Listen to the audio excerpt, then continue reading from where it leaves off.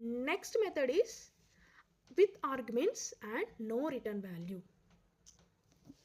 Previous దాంట్లో without arguments ఉంది, ఇప్పుడు with arguments.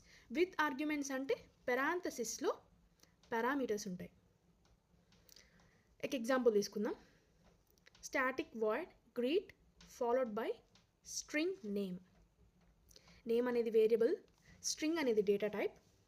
In the next line system.out.println name. తర్వాత మెయిన్ మెథడ్ తర్వాత మెథడ్ని కాల్ చేస్తున్నాం.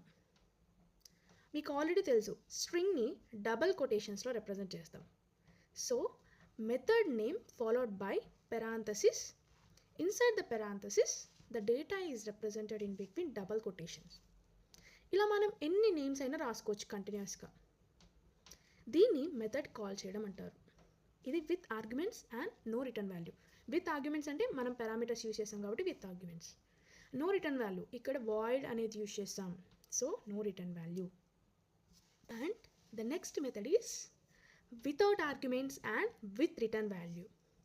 రిటర్న్ వాల్యూ అంటున్నామంటే మనం ఇంట్ అనే దాన్ని యూజ్ చేస్తాం వాయిడ్తో రీప్లేస్ చేసి. So static int get number. Here get number is the method name. Inside the floor braces return 10. 10 is a value.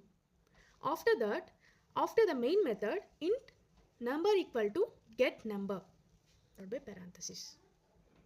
అంటే ఇక్కడ నెంబర్ అనే వేరియబుల్కి మనం మెథడ్ని అలాట్ చేసాం. సో